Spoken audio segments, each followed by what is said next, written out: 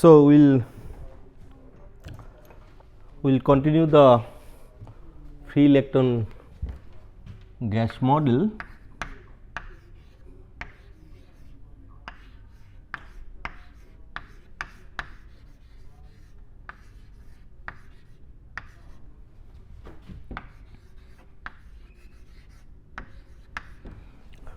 For metals.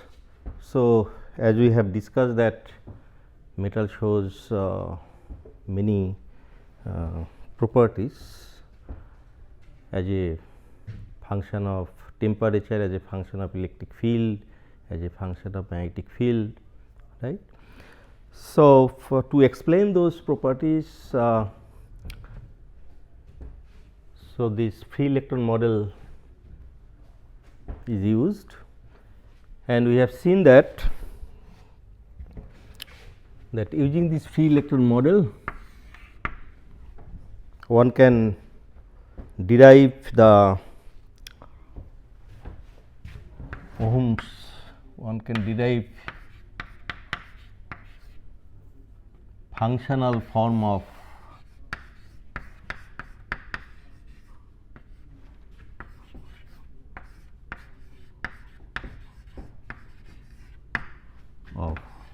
Ohm's law.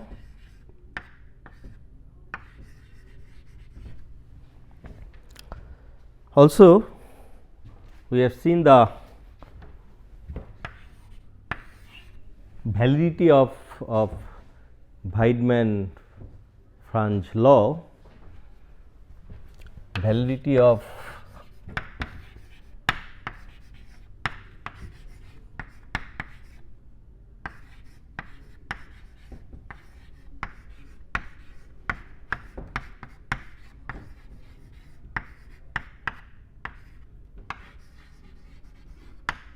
right, that conductivity, thermal conductivity, ratio of thermal conductivity and electrical conductivity, that is proportional to T temperature. So, these two are very famous law and frequently used, and these two are completely depend on this free electron gas model, or other way, using the free electron gas model, these two can be understood. Okay. So, this is the great success, this is the great success of free electron gas model, but the remarkable failure of this free electron gas model. So, this I can write success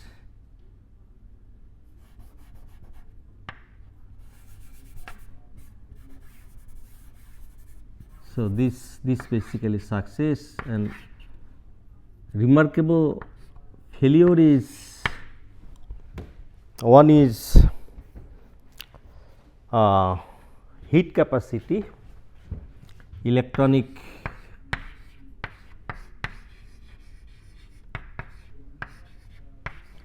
heat capacity or specific heat.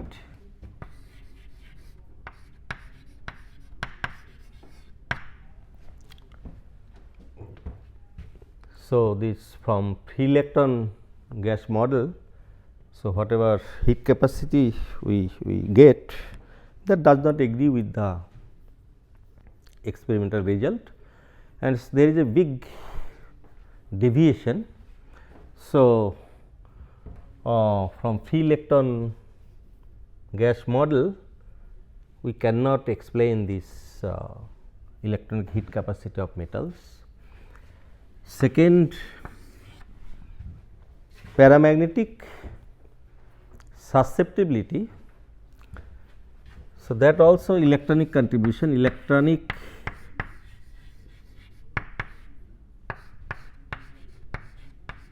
paramagnetic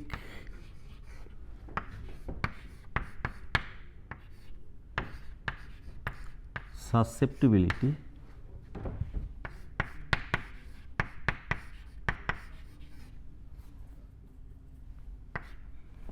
okay. So, whatever this result we get from this free electron gas model, that also is does not agree with the experimental result, and not only agree, is a huge deviation or observed.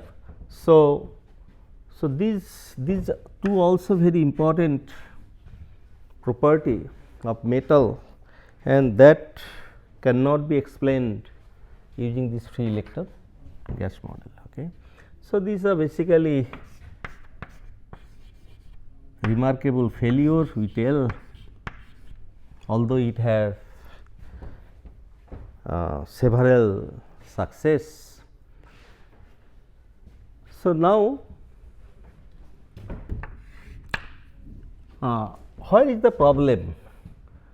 So, that let us see first this, what was the result for heat capacity and susceptibility we get from the free electron gas model.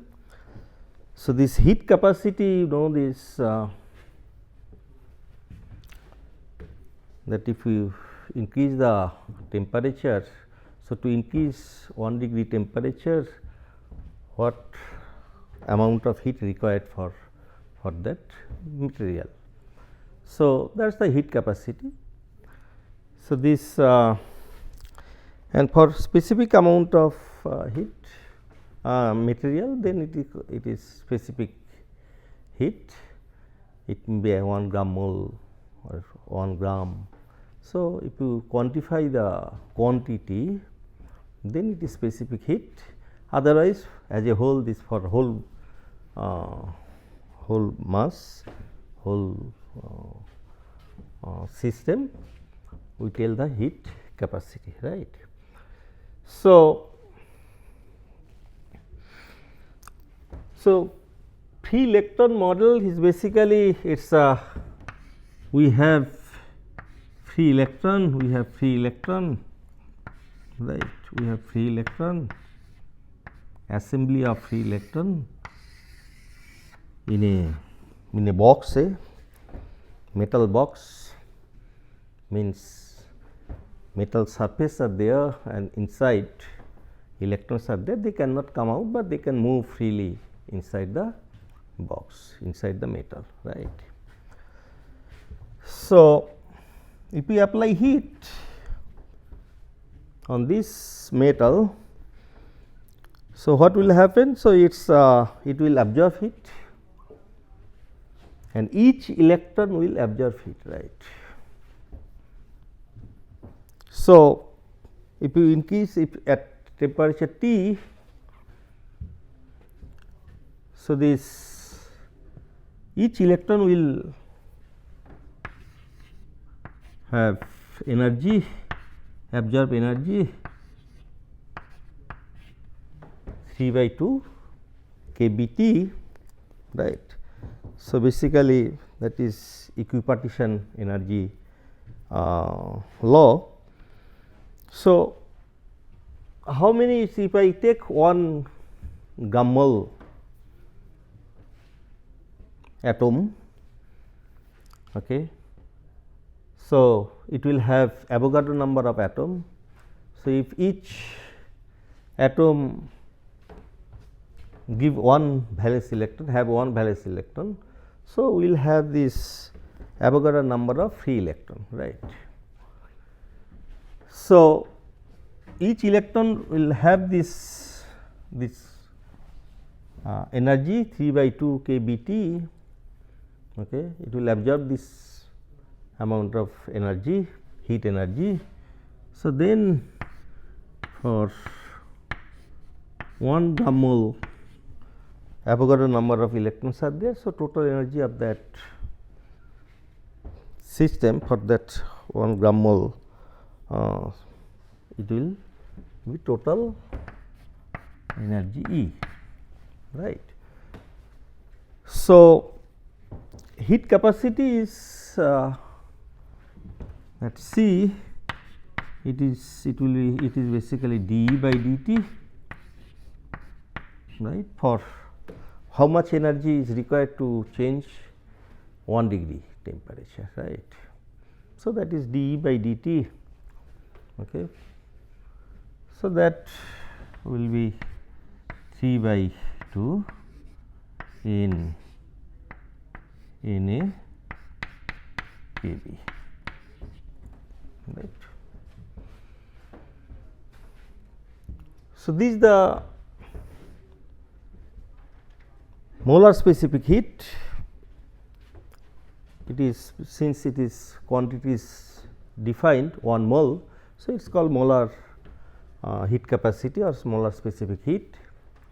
Okay.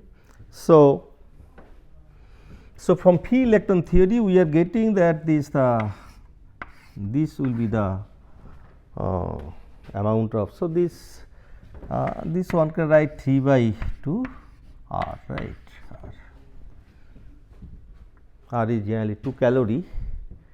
So, it is around 3 calorie.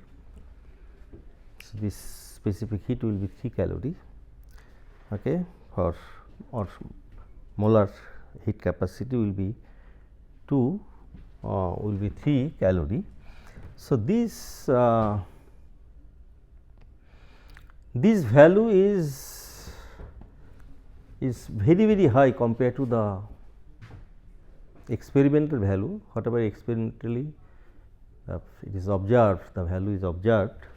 So, this value is quite high, because this heat capacity basically it has for metal, it has its 2 contribution. One is from lattice vibration, okay, and another is from this electronic contribution.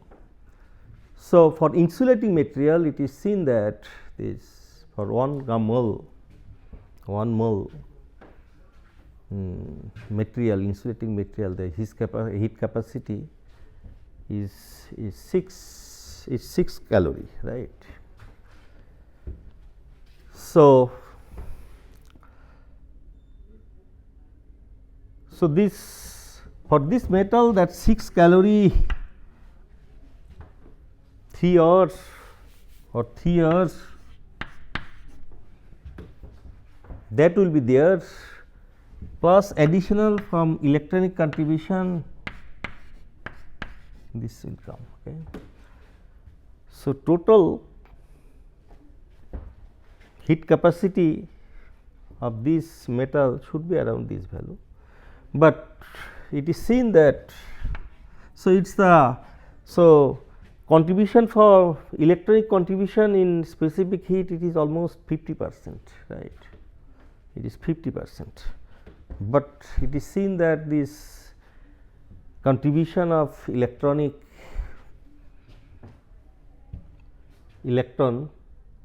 of metal, so it is very small, it is very small.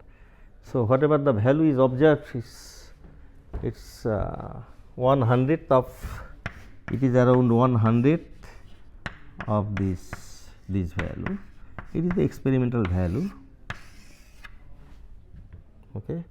So, it is deviated from the experimental value, and thus this, considering this free electron gas model, so this electronic heat capacity we cannot explain, right. So, that is one remarkable failure of this model. And second is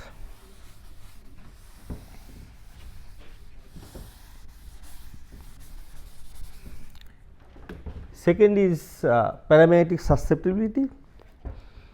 So, you know this there are 4 types of, mainly 4 types of magnetic property one can see. This one is diamagnetic,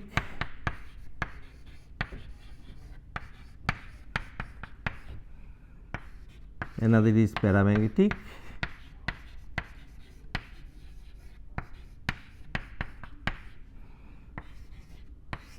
third one is ferromagnetic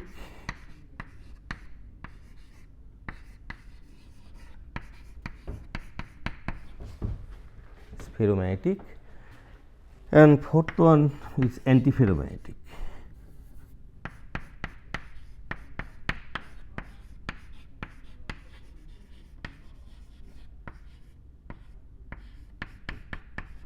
Right.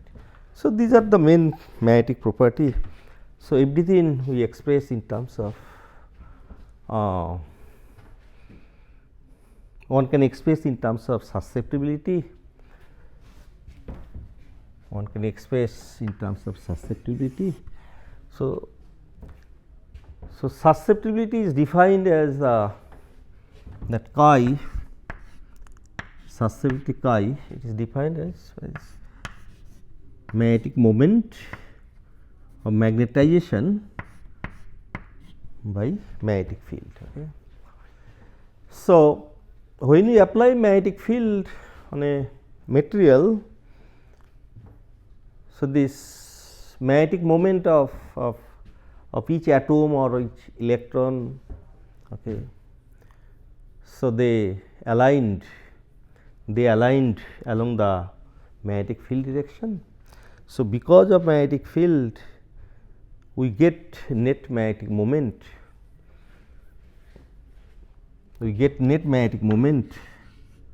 of that material, and now this magnetic moment per unit volume, that is defined as a magnetization. So, magnetization divided by magnetic field, at this magnetic field what was the magnetization? So, then that is the susceptibility. Okay. So, this susceptibility for this for metal, one can, so here just I mentioned these are, so all of them are can be differentiate using this term, this susceptibility. So, but I will not discuss about these all things. I think when I will teach this magnetic property of solids, then I will discuss. So, just here I want to mention about the susceptibility, and susceptibility is a important parameter which can tell about different kind of magnetic property. So,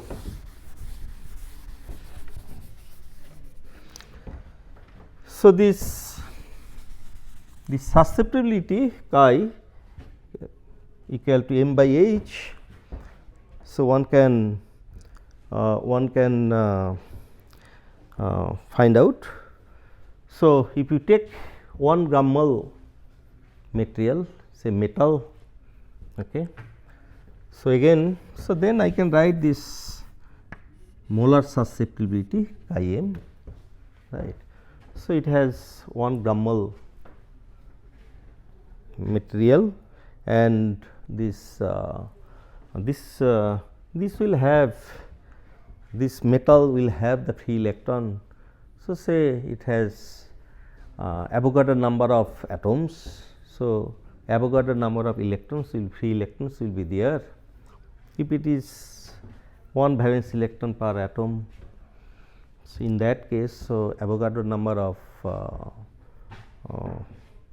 electrons, free electrons will be there, and one can find out that this molar susceptibility, it will be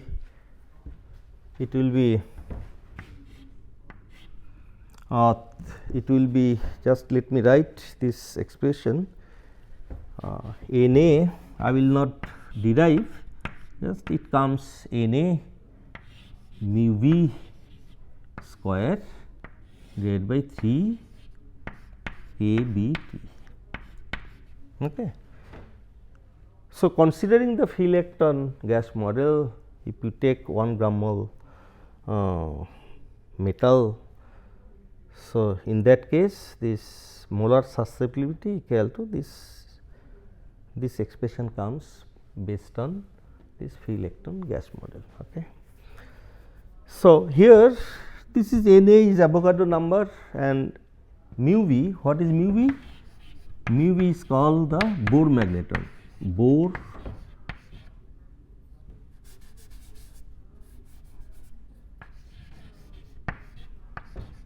magneton. It is called Bohr magneton. This is very important universal constant. So, it is as important as this electronic charge E, right, electronic charge E. So, charge of electron, it is basically 1.9 into 10 to the power minus 9 coulomb, right, charge of a one electron. So, but we can express in terms of this unit E, right. So, 2E, 3, 5E, that means 5 times of charge of 1 electrons. Okay. So, we can either express in terms of coulomb or we can express in terms of E. So, this is a universal constant. So, similarly, this mu v also for magnetism is very universal unit. So, its value is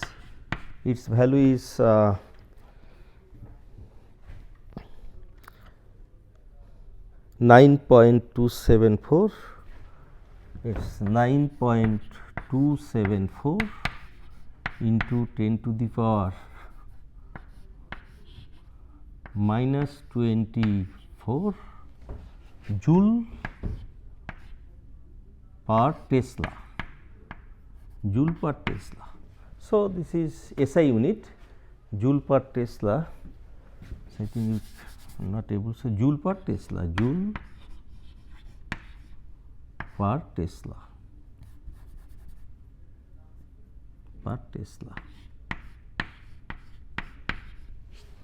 joule per Tesla. Still it is not going out of this. Okay. So,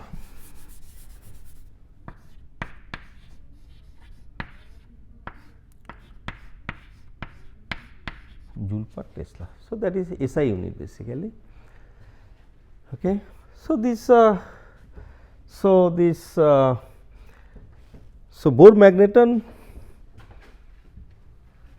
origin of Bohr magneton you know probably, I do not know whether you are familiar with this or not. So, mu v equal to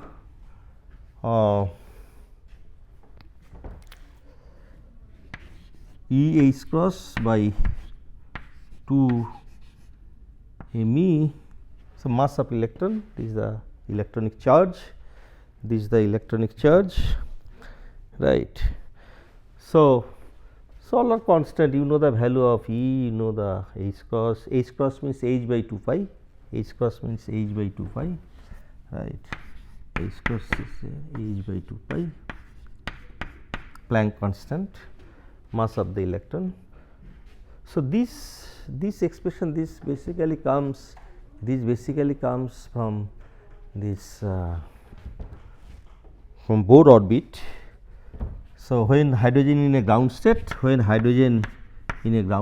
it has one electron. So, electron is in a 1s orbital, right. This is a hydrogen atom, 1s. So, one electron is moving. When one electron is moving, as I have shown earlier, so you can find out the magnetic moment, and that magnetic moment is basically it comes this. Okay. So, that mu v is, you can say that it is the magnetic moment of this electron, of this hydrogen atom, when the atom is in ground state. Means, so electron will rotate in the lowest energy state, right. So, all the time it will all the time it will be the, for ground state it will be the in this orbit, and then when it is rotating in that orbit. So, current is flowing in a closed path. So, then one can calculate magnetic moment for this closed path. Okay. So, that I have shown you earlier. So, that basically whatever magnetic moment for this. So, that is this is the value, this is the value, and that is taken as a unit. Okay. So, in terms of mu v, one can express the magnetic moment of other atoms or material. Okay. So, here this is the, according to free electron gas model, this is the expression, and here you can see that chi m is inversely proportional to temperature. So, that is the result from free electron gas model, but experimentally it shows that metal, non-ferromagnetic metal, normal metal, it is not ferromagnetic material, not ferromagnetic metal, non-ferromagnetic metal, it generally this chi m is independent of temperature, it does not depend on temperature, but free electron gas model is saying no, it is inversely proportional. So, it is a big deviation. Okay. And its whatever magnitude comes from here. So, these also very high compared to the experimental result, experimental value. So, thus it is also big deviation from the experimental result, and thus this free electron gas model also is failure for this for explaining the electronic paramagnetic susceptibility. Okay. So, this free electron gas model, is it successful in some cases and it is failure also in other cases. So, there is a, it is not a very correct model. So, it has deficiency. So, what is that deficiency, that we will see in next class. Okay. So, actually this whatever treatment we have here we have done. So, that considering this is the classical theory, basically we have used classical theory or classical approach. Okay. So, this is not the right one. So, this system demands the quantum theory. So, when we will consider quantum theory, so then we can explain everything based on that quantum theory. So, we will start this quantum theory in next class. Thank you very much for your kind attention.